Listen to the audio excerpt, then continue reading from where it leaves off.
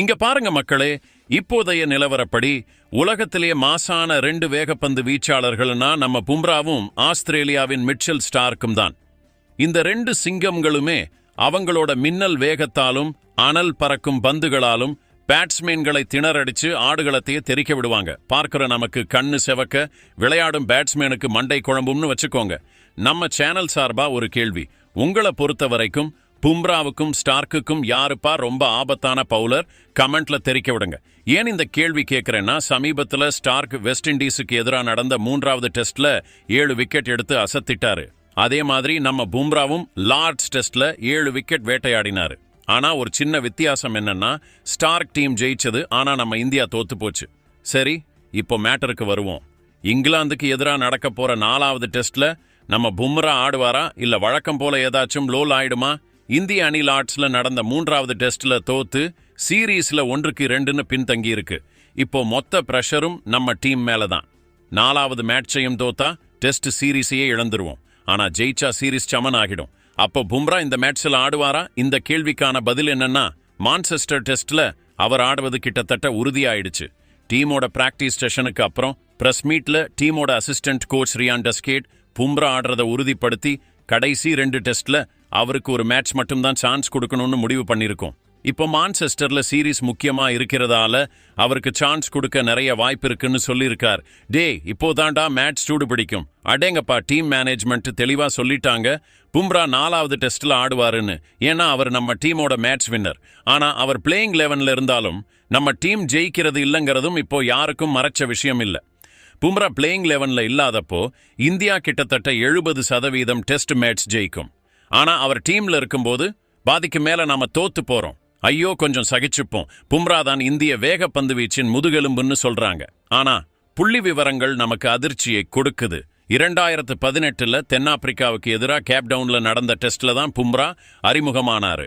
அதுல இருந்து இப்போ வரைக்கும் 46 மேட்ச்கள்ல 71 இன்னிங்ஸ்ல அவர் 19.6ங்கிற அட்டகாசமான சராசரியில 210 விக்கெட் எடுத்திருக்காரு. டெஸ்ட் கிரிக்கெட்ல 200க்கும் மேல விக்கெட் எடுத்த ஒரே பவுலர் இவர்தான். அதோட இவரோட சராசரி 20க்கும் குறைவு.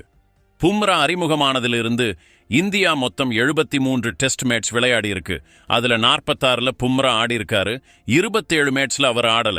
அதாவது கிட்டத்தட்ட 36% மேட்ச்ல அவர் ஆடல.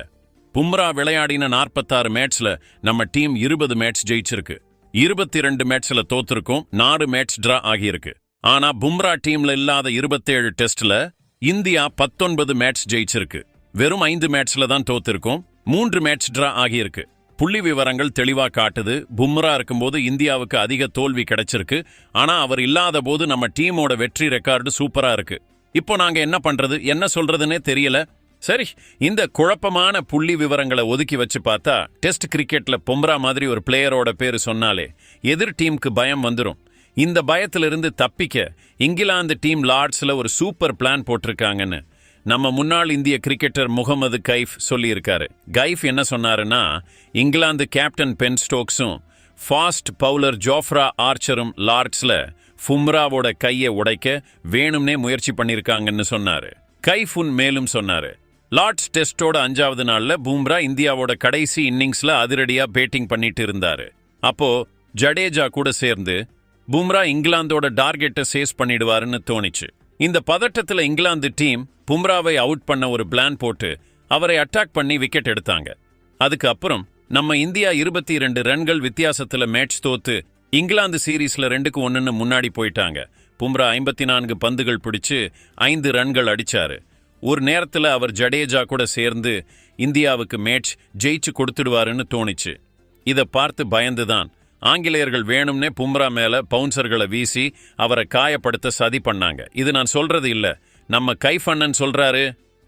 பும்ரா மேல வேணும்னே பாடி லைன் பவுலிங் போட்டது உண்மைன்னா, ஏன் கணக்குப்படி நம்ம பும்ராவும் ஆங்கிலேயர்கள் மேல அட்டாக் பண்ணணும். சரிதானே? அடிச்சு மண்டைய உடைங்கடா. இத பத்தி உங்க கருத்து என்ன? கமெண்ட் பண்ணுங்க.